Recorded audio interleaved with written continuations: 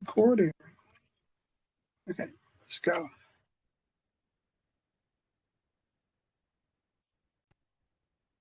So let me start the video on our value-added product development center. This is a two-step process whenever I show a video.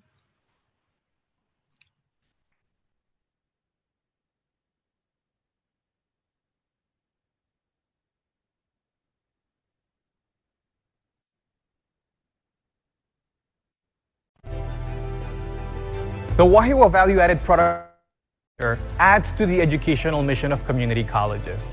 Hawaii has celebrated success in agriculture, and we want to support local agriculture by investing and growing the Made in Hawaii, Produced in Hawaii, and Processed in Hawaii brands. Resources available on site will support local entrepreneurs in improving their products and business models, reducing the need for businesses to leave Hawaii to become viable. We offer programming curtailed around value-added businesses, equipment that are unique to Hawaii and typically too expensive for small businesses.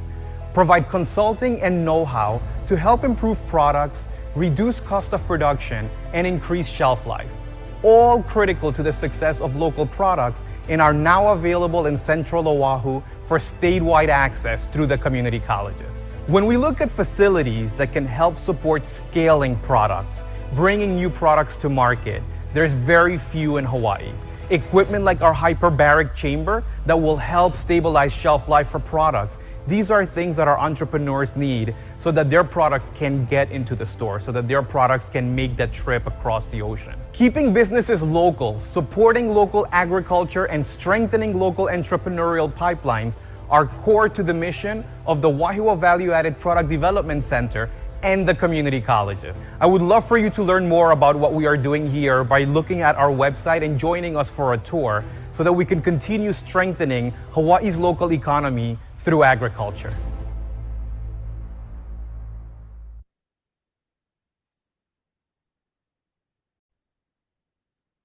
So that's our facility up in Wahiwa. And let me check the room just to make sure I haven't left anybody out there who wants to come in. Okay. All right.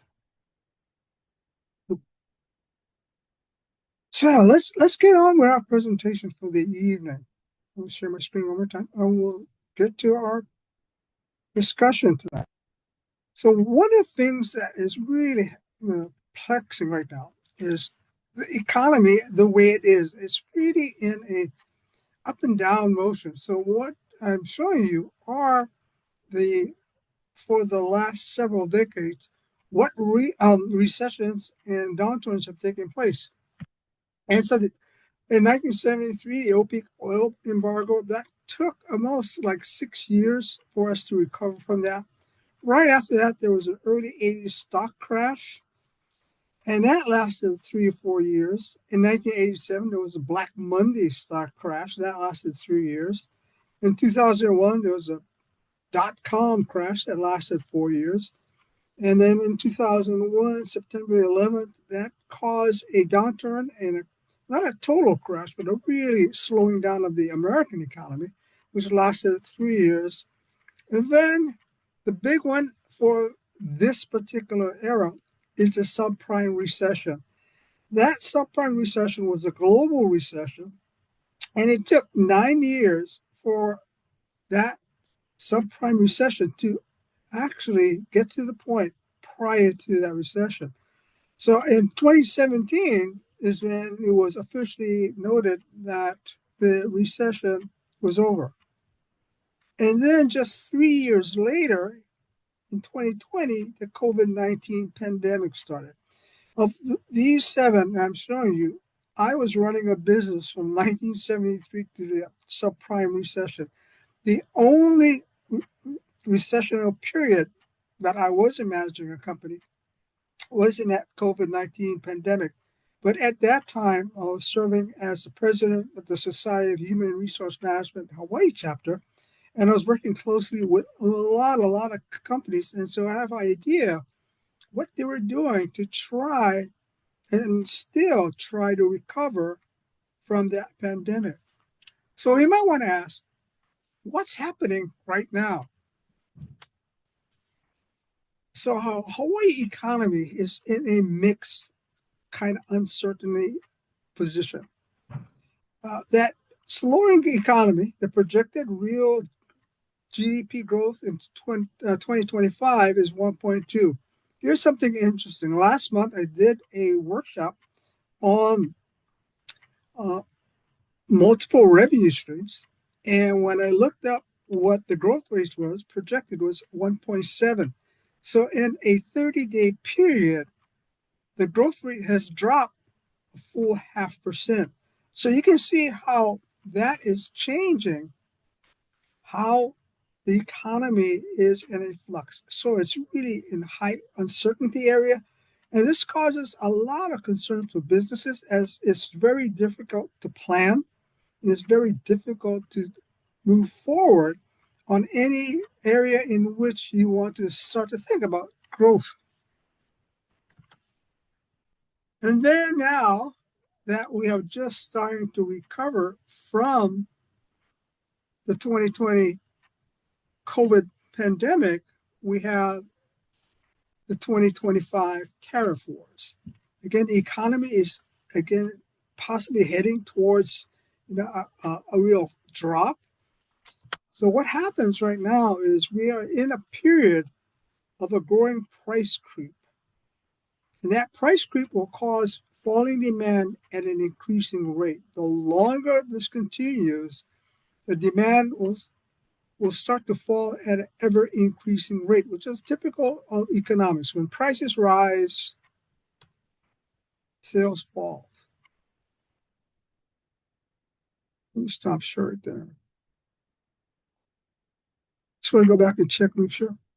So in this case, this is where we are right now. We're in a situation where we're in this really starting of an area that is going to perhaps very soon hit the tipping point in when that economy will start to really slow down.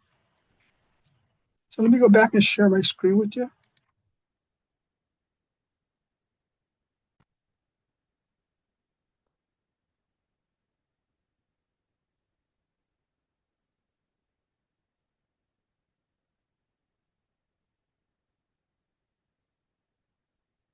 So what's going to happen next is there's going to be an economic ripple. It'll start to fan out further and further and further as the length of this uncertainty persists.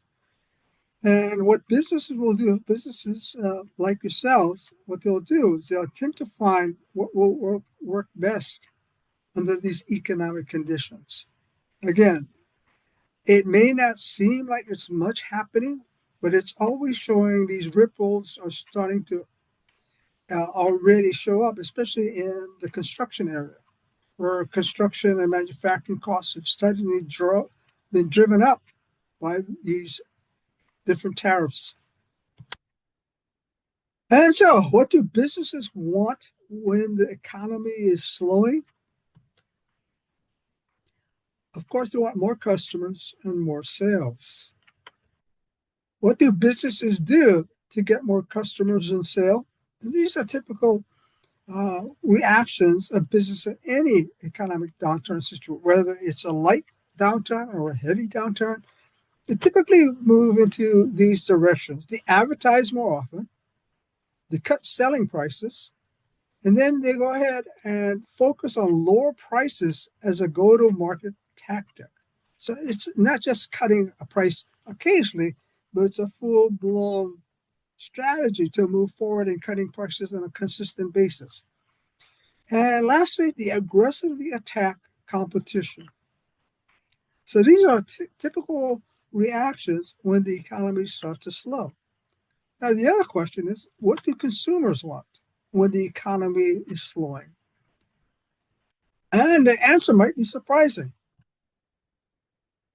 This is what they want. They want to feel appreciated, that they are being heard, that they matter, they belong to a community, and they want to feel safe.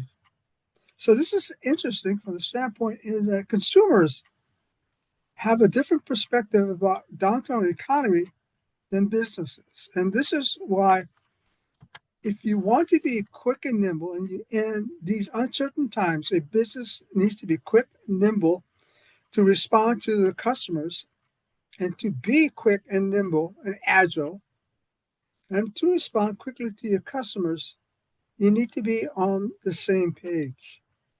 And so this evening, what we're going to be discussing is how do we get the businesses like yourself and your customers on the same page so that you can respond to their needs and respond to the economy's, the market's needs in a quick and nimble manner so that you can take advantage of opening opportunities. So we're going to discuss 4 areas. First one is focusing on customer retention. Next is emphasizing brand value and empathy. The next is targeted discounts and creative promotions. And the final one is compete against the right competitors. So again, these are the 4 areas that we'll be exploring in the next 45 minutes.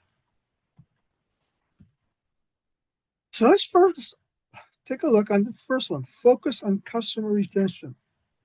So this is really important. Customer retention is really a reflection of a business ability to meet and exceed customers' expectations.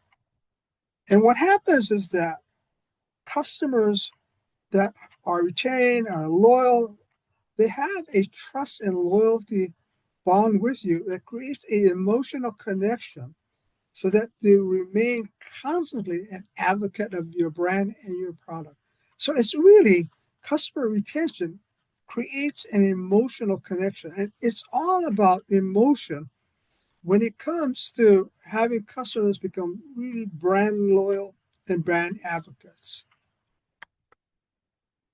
And I like to focus on one of the areas in which every business should be looking at this point is there was the rule of what's called Pareto principle, which means 20% of something will drive 80% of an outcome.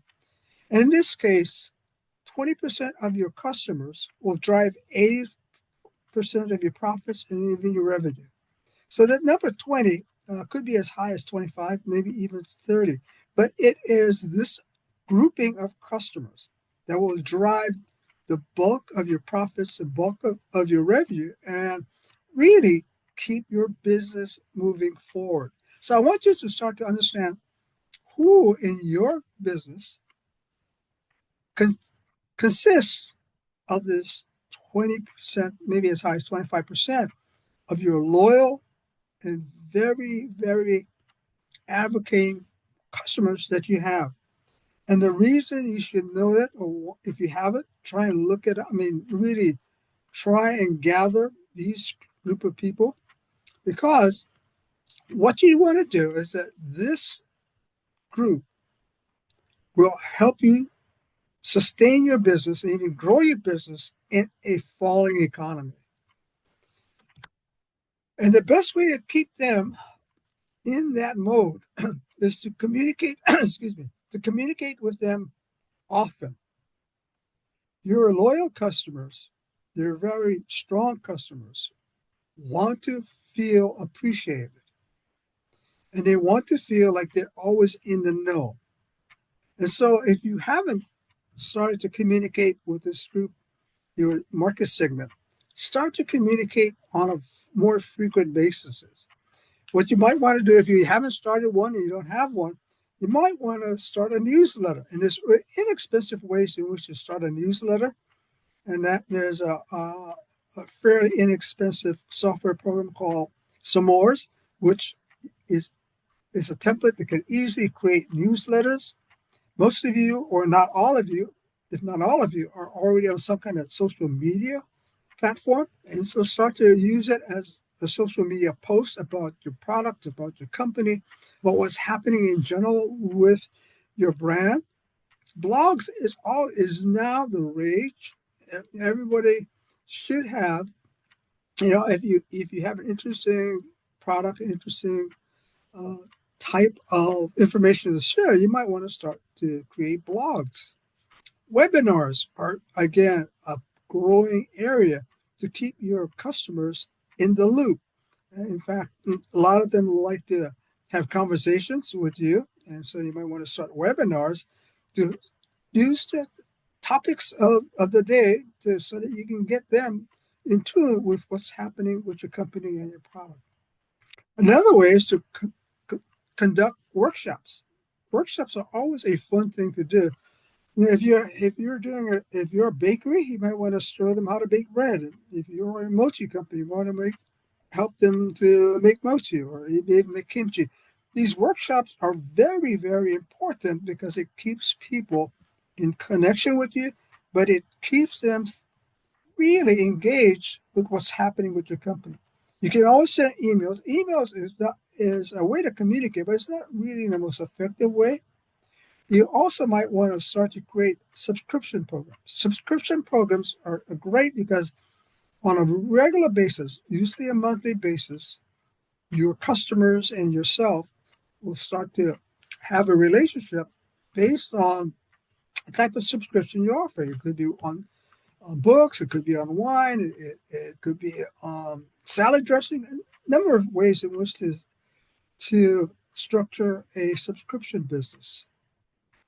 And if you have an active email list and you have an active knowledge of special occasions, interpersonal, like anniversaries or holidays and birthdays, you might want to start to issue, hi, how are you doing on your birthday? That kind of things in which it makes your communication rather personal. So again, the idea behind this and the most important part of customer retention is keeping in touch with your customers, your top 20, top 30 customers, and keep them always informed. This is, as we go through the evening, you'll find that this is really important because this group of loyal customers is what's going to drive your business forward, even in a down economy. Is there any questions right now? No? All right. If not, I'll go back to my slides. So,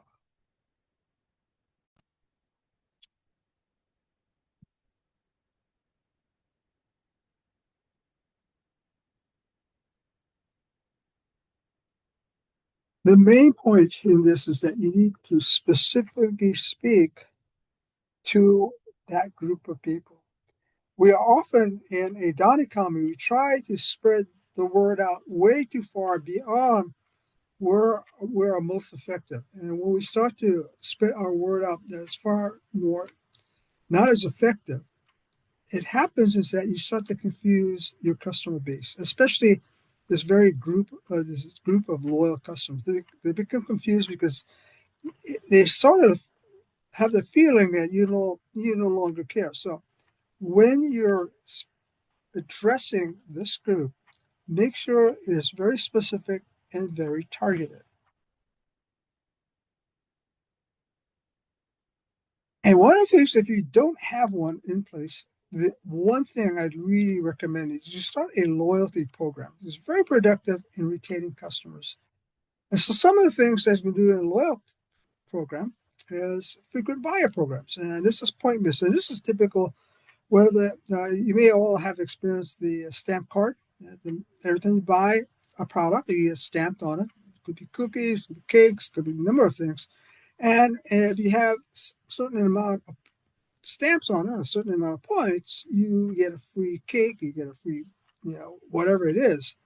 So that's one very common and very frequent used program. The other is tiered pricing. Tiered pricing means that if the customer hits a certain level of purchases, then the more purchases, the lower the price, and that lowering of the price occurs at a very specific level of purchase. So let's say if a customer buys 10, let's just say 10 pounds of rice, for instance, it'll be one price. And then they buy 20 pounds of rice, and it's one price. But then they hit 30 pounds of rice, and that is the lowest price. And that lowest price, once they reach the 30 pounds of rice, that lower price remains for every purchase thereafter. And then there's also cashback, which means based on certain amounts of purchase quantities, they might get some cashback. Other things that is really, really effective is membership programs. Again, frequent buyer club discounts offers, very similar to the Hawaii airline Polani Platinum. You hit a certain level, and then you get all these perks and discounts. You can create your own club. You can create your own layers of offers. You, so, you can also create a paid membership rewards, very similar to Costco. You can create a program in which your customers can buy into it really economically, and then once they buy into that program, they have all the different rewards or benefits or discounts that is associated with that program. The other area that's really great for retention and loyalty is lifestyle programs. These are targeted to very specific types of lifestyle. It could be sports, it could be pickleball players, it could be canoe people, it could be hula people, whatever it is that you think that you can affect a program that is going to touch a lifestyle of a group of people. The other one is career organizational memberships. And so you might want to create some special membership benefits for firefighters, as an example. Teachers, another example. Could be medical workers. So again, you have the opportunity to create retention programs and loyalty programs based on the career of a certain group of people. Subscription programs are always effective, as well as referral programs. Referral programs is important because you might want to start your programs in that if your loyal customer, that 20, 30% I was talking about, brings in new customers, then they will get some kind of reward or discount based on who they brought. I mean, based on how many people they brought in or if they ever brought in somebody. But this is another way in which to build loyalty among your customers. In this final area of this category, and this is really, really important, you should never stop asking this question from your customers. Can you tell me how I can do better? This is a really critical question. And the reason is that customers, your loyal customers, will tell you what you can do to be better. And it's because they want to help you. And the reason they want to help you is because they have an emotional connection to you and your company. So again, never forget to ask this question. You might want to ask it not to on a frequent basis. Can you tell me how I can do better, especially in a slowing economy? This is a crucial question to ask.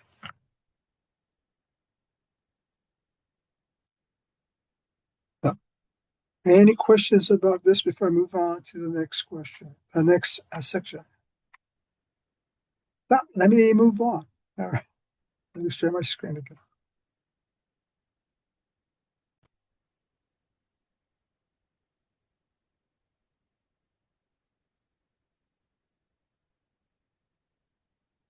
So the next area is emphasize brand value and empathy.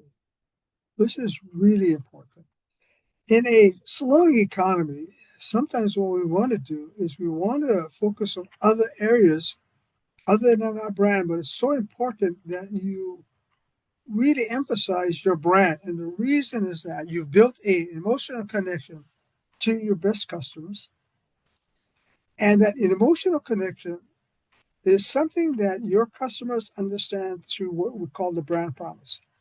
They are loyal to you because of the brand, based on the benefits they get from using your product and your brand, the value that they really receive from using your product, and the experience, positive experience they receive from using your product and your brand.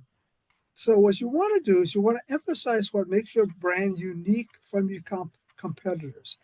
Always try to remember that, to remind your customers why you are unique from your competitors? Why are you different? Why are you better than your competitors? Emphasize the benefits and experience you want them to receive. Again, make sure you explain what is it that I want you to receive? What kind of benefits, what kind of experience I want you to receive from my brand? A brand's perception is how customers experience the brand. And this is the critical point. Customers really function on experience. What they want to do, if they're loyal to a brand and loyal to a product, they like the experience of using that product. It relieves them from some problems that they're having that they need to fix.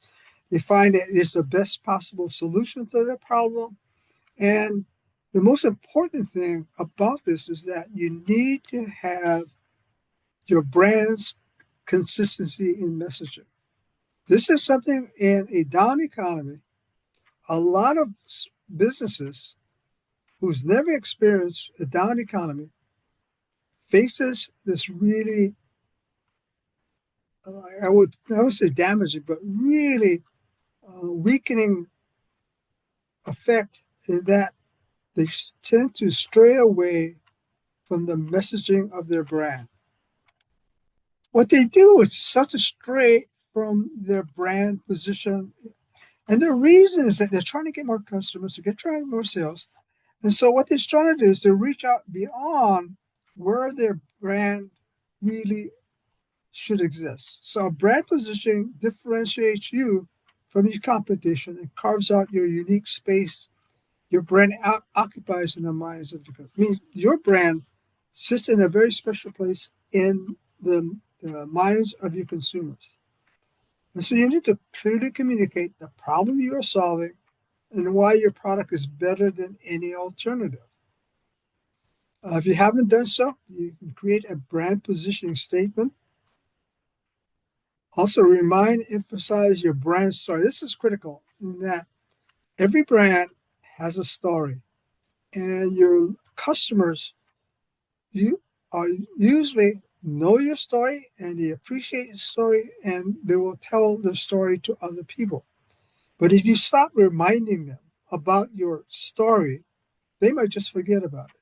So you always want to talk about the story of your brand. How did your brand start? What makes you stay in business? Why are you so passionate about your product? Why are you so passionate about your business? Why did you start and what you're trying to go? So your story is super important because it humanizes you and your business.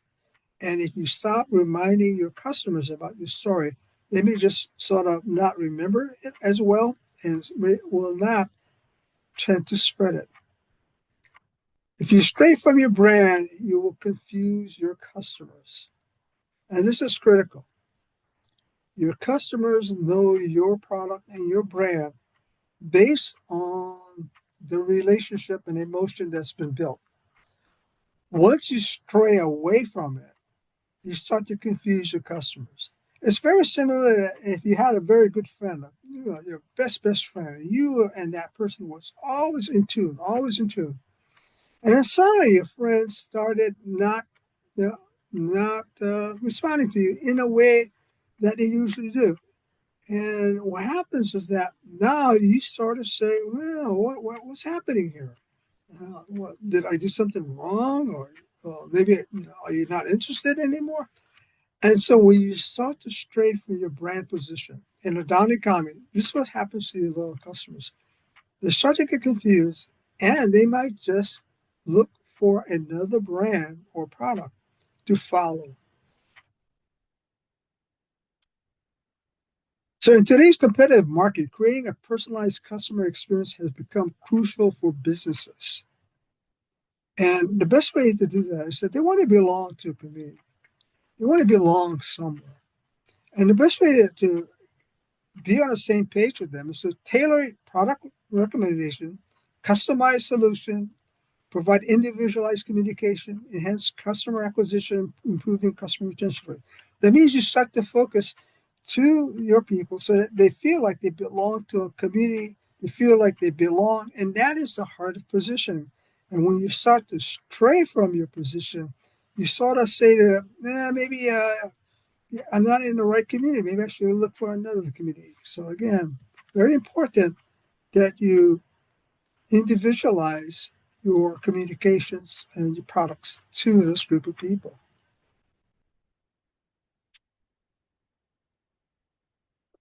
So a successful brand is like an old friend. You can trust, feel emotionally connected to, and know they will always have your best interests at heart. And this is critical.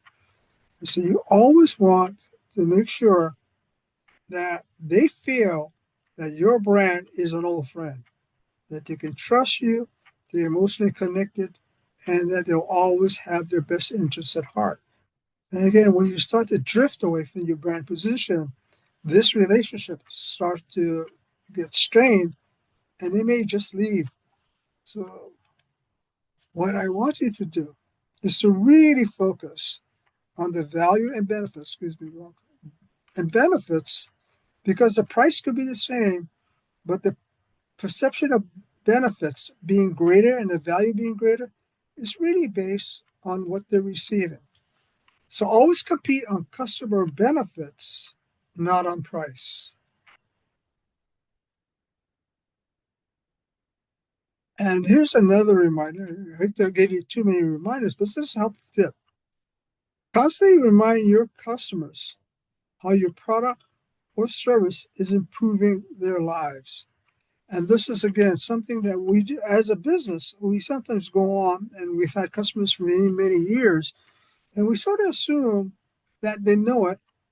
Well, and the reality is sometimes, with so many things on their mind, they may forget why they are buying your product. They're just buying out of habit, but after a while, if you don't remind them how your product is improving their lives, they might try to seek another alternative to their problem. Again, it's your benefit. It's to your benefit that you're able to constantly remind why your product or your service and your brand is improving their lives.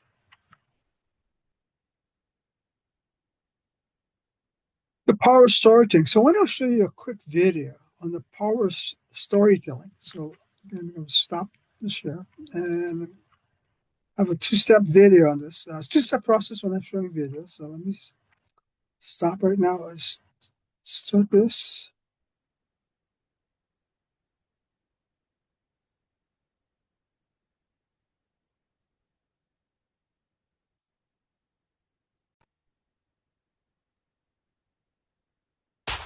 This is I Am. I Am is a good storyteller. No, scratch that. I Am is a great storyteller. We're always telling stories. We always have. From cave paintings to that jaunty new hat we're sporting, everything tells a story. I Am understands the importance of storytelling. Telling a good story gives you power over your audience. Stories engage people to help communicate ideas. You can see how this would be handy in the workplace. Telling a good story creates a bond between the storyteller and the listener. And when that connection is made, the brain of the listener releases oxytocin. The love hormone tells us that we can trust the storyteller and a relationship can form.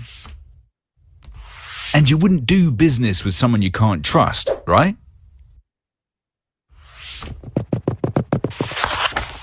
The founder of a successful business will always have a good story to tell. Building a business through blood, sweat, tears, and sacrifice gives their story authenticity. And because they believe in it, you will too. You're telling your own story right now. It's not just those carefully chosen words. Subconsciously, you're giving off signals. Your body posture, the clothes that you're wearing. Stories don't have to be complex or detailed to be interesting. The simpler a story is, the more likely it is to stick. You can maximize your storytelling power by remembering this simple little acronym. S. Solve a problem. Use your story to answer a question that your audience has been thinking. T. Triumph. Whatever happens in your story, an eventual triumph will capture the hearts of your audience. O. Outcome. Consider what you want the end game of your story is. Alt line. Consider what you want the end game of your story to be. What are you trying to achieve by telling it? R. Research. With the correct research, you can tailor a narrative to be specific to your audience.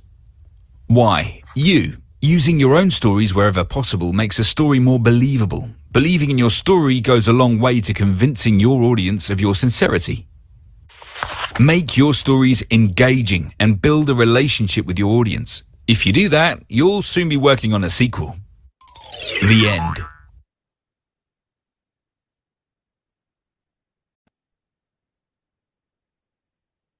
But hopefully that shows you the importance of a story. If you haven't developed a story, I'd like you to develop a very strong story about your business, and make sure you are communicating to not just your new customers, but also your current customers. Let me go back to my slides. So let's look at the next area.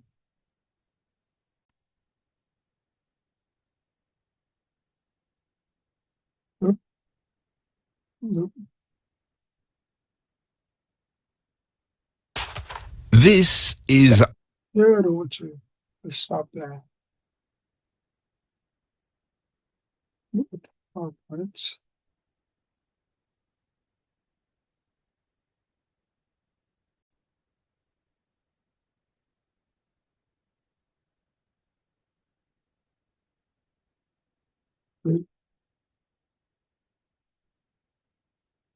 I am keep sorry. I am people wants to keep going ahead.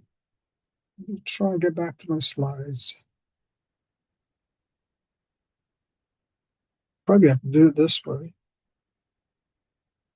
Sorry, to scan all the way down. Get past I am. There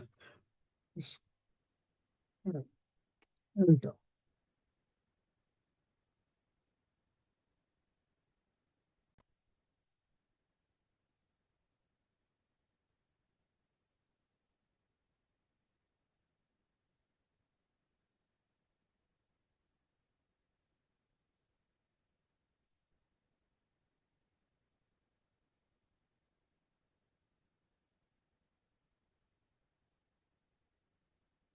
There I am keeps coming back. I apologize.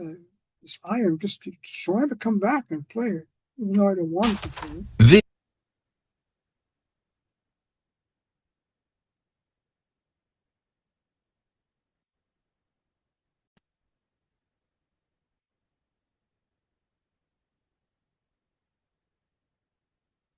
Yep. Come on, I didn't stop.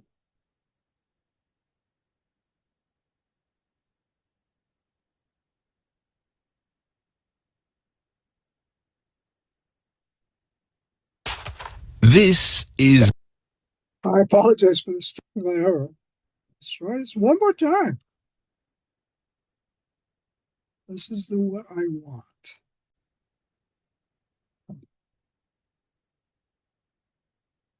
So people buy with their emotions, not their logic. So this is critical because most people often make their final purchase decision not based on the logic of solving the problem, but the emotions that they feel about a product or a brand. And so they'll make that decision based on that emotion. So let's get to the next slide. And I hope I am does not pop up again. So why is that guy not going away?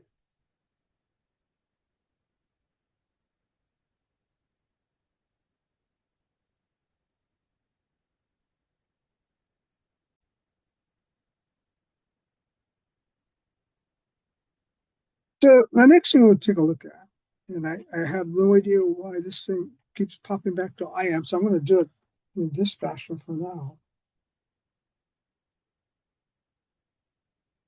So, advertising is, when we need more customers, we tend to want to advertise more. And what we want to do is to say, no, we don't want to advertise more. And the reason we don't want to advertise more is because it is a cost. When you advertise, it's a paid message delivered to some kind of communication channel. And there's a lag between when the message is delivered and the response takes place. And that lag and that cost of the channel increases your customer acquisition costs. So customer acquisition cost is the cost that you incur to get a new customer. And this is really something that for most companies could be quite detrimental. And the reason is that when you acquire a new customer, it takes a while for them to build enough purchases to offset what it costs to get them into the business and to buy the first product. And so what you want to do is you want to, in a down economy, you don't want to increase your expenses. But what you want to do is you want to get more sales, of course, and more customers. And you do it because, well, let me show you the next slide. Let me try and get this guy up. And he keeps going back. I have no idea again why it was stuck. I'm going to keep it this way. Keep it this way. So one of the things we want to do is this is a unbalanced customer, which a customer with the cost of getting a new customer is really more than what they're able to give back in the current purchases. In a down economy, this is a really bad situation where your cost is too high, but your return on that cost is still low, but it's growing, but it's low. What you want is you want to have a low customer acquisition cost so that even though the purchases may be low, because the cost to get your new customer in place is relative, is low, then your value or your profitability or your sales rises greater than that cost. And this is what you want. You don't want this where your cost is higher than the return that you're getting, but you want to have a return higher than that cost. And the best way to do that is through your current customers. What you want to do is you want to gain new customers through your network of strong advocating customers. And what I mean is that customers who feel appreciated and safe will tell other people about being appreciated and safe. This is typical. If you're having a good relationship with a company or a brand, you're going to want to tell other people about it. So they will also help other people to feel appreciated, safe by referring them to your product. So it's typical. I know you've done the same thing. You have a great product, you know about a great product, a great experience, and your friends will say, "Hey, I need to get this," and you would automatically refer them to your preferred brand. And that's what you want in this case to gain more customers. Your good customers, your loyal customers want to help other people. And they will find customers who've been underserved by your competitor. When the economy goes down, what happens a lot of times is your competition pulls back often, or they make the mistakes that I've been discussing earlier. And so when they do that, they sort of underserve their current customers. And these customers, as I've been discussing, gets confused. And so when they get confused, they seek other brands or other products in which they need help on. So what happens is that your loyal customers will find these people because they will always, people will come to them and say, well, I need this, I need this type of whatever it is. And they say, well, yeah, I know, I use the same. This is what you should do. So what is important is that you use your network of good customers to help drive more new customers into your customer base. And to do that, you need to develop and deliver customer referral promotions. This is important. Customer referral promotions such as friends and family sales event. By invitation only sales event, in which is by invitation only, they can bring other people with them to this special event. Customer referral rewards. Make sure you have a customer referral rewards program. and discount coupons to give to your friends. This is one of the most important things to do. If somebody buys a product from you, you might want to say, hey, tell you what, you have a friend? Yeah, tell you what, I'm going to give you a discount for 10%, but I also give you another coupon for 10% and give this to your friends. So these are ways in which you can use your current network of strong customers to help you build your network of new customers. Very important.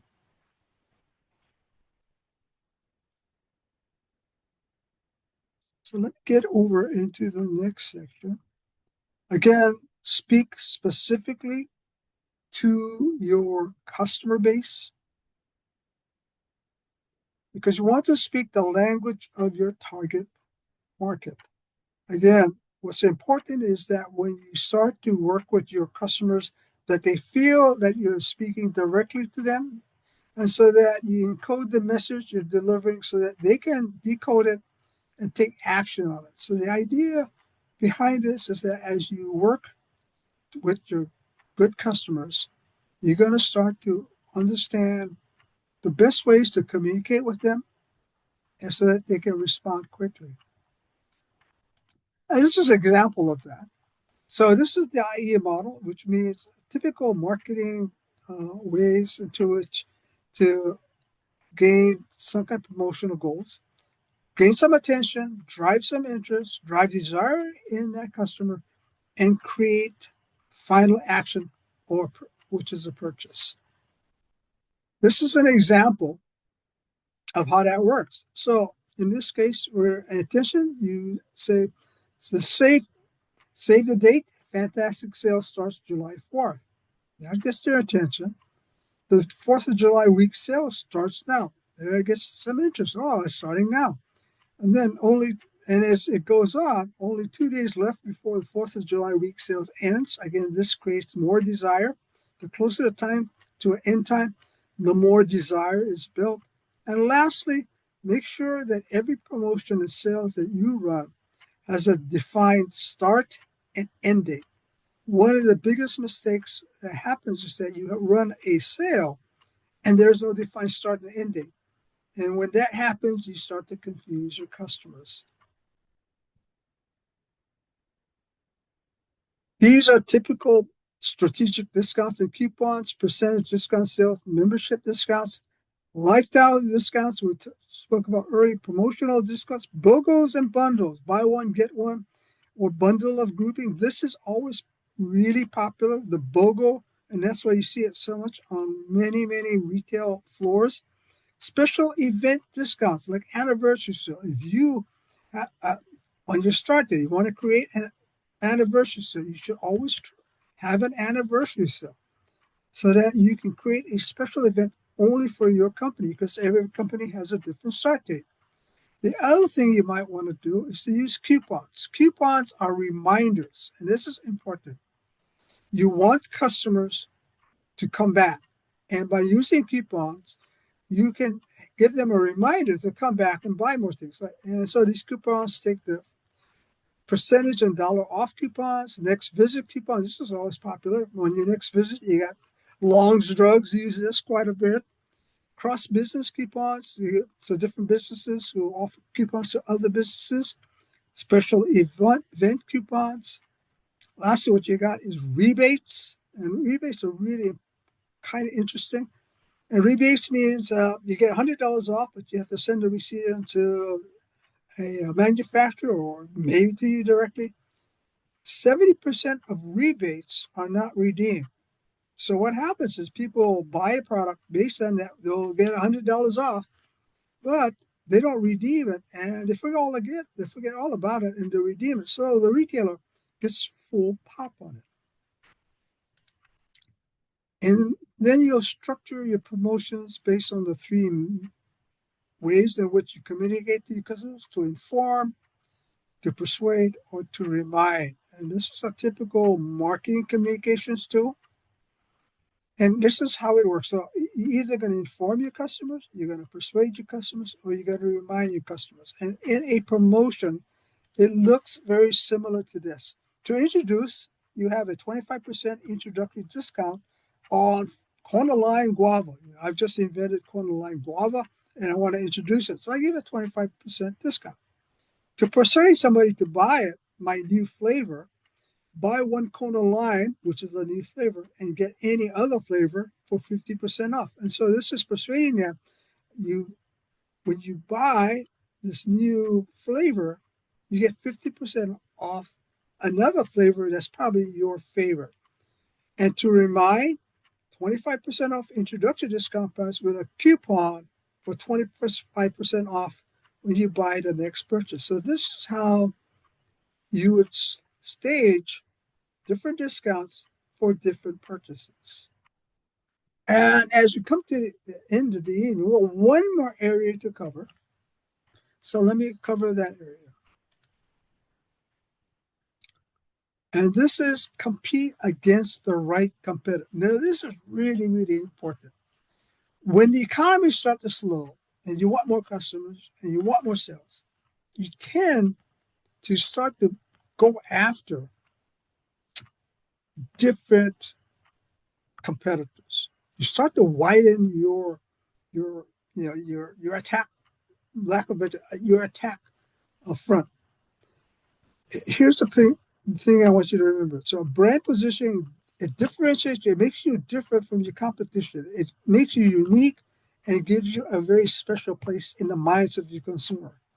So in this brand, you clearly communicate the problem you are solving, why your product service is better than any alternative. But now you have to choose who you're going to compete against. This is important. You have to know who to compete against that you can be successful against. Choosing too many competitors change your message and brand perception. When you go after too many competitors, you change the way you go to market, the messaging, your branding, and that starts to confuse your customers. So to prevent that from happening, what you want to do is to conduct a SWOT analysis. So a SWOT analysis stands for, I don't think I want, we don't have time to watch the video, but it stands for this. It stands for strengths, weaknesses, opportunities, and threats. So what happens is that you will take, and these are internal to your company. So you have to really understand, what are you really strong at? What are you good at? And you also have to understand, what are you not good at? What are your weaknesses? And the reason is that in the environment, when the marketplace, you have opportunities that exist, and then there's threats that exist. And by knowing what you're really good at, what you're not so good at, and recognizing what opportunities lie out there, and recognize what threats are out there, you can pretty much position yourself against competition so that you can match your strengths against their weaknesses. And then you can take advantage of the opportunities that's out there and protect yourself from the strength. But you have to go ahead and understand what you're really good at, what you're weak at, where opportunities exist, and what threats. Sometimes what happens in a down economy is companies try to strengthen their weakness, and the problem is that you don't have enough time or resources to do that. So always focus on your strengths and focus on the weak points of your competition. So you need to look at your competitors and say, where is my strength the best against their weaknesses? And those are the two competitors you want to select to compete against. Again, don't try to focus your competition into just the two that you know you can compete against. Don't compete in a lot of areas, because you will be using your weaknesses against their strength. So hopefully this helps you to figure out how to compete against your customers, like your competitors, in an effective way. The last thing I want to cover is always make sure you have a promotional calendar plan. Write it down by months, by events, and then be strategic on where you're going to select any price discount, any communications, or anything that you want to affect your production and sales, production and profitability, and customer relationships. So make sure you have a monthly calendar detailing every move that you're going to make that month. And so with that, as always, there is a limited one-on-one complimentary consultation with myself if you want to. If you want to have that consultation, go ahead and consult with the Waiwa Value Added Product Development Center for an appointment, and I'll be glad to set that up as in person or in Zoom. Also, great things are always happening at the Waiwa Center, so we invite you to schedule a tour. If you toured it before, come by and make a new one. There's so much new, exciting things happening at the center. And lastly, Mikhail, aloha, pumiha. Thank you very, very much for attending this evening. I really appreciate you sharing your evening with me. So thank you so much. Stop sharing. Let's see. So there's a question in the chat. Let me read the chat.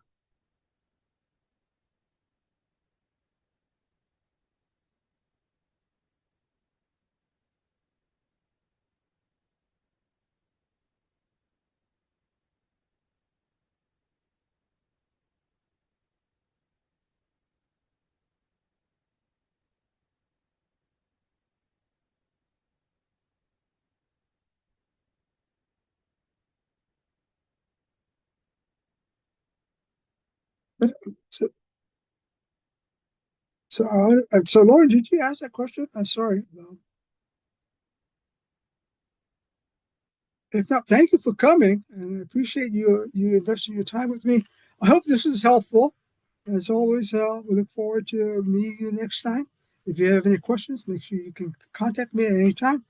So thank you for again very much for investing your time with me. We'll see you very shortly. Thank you. Bye, Lauren.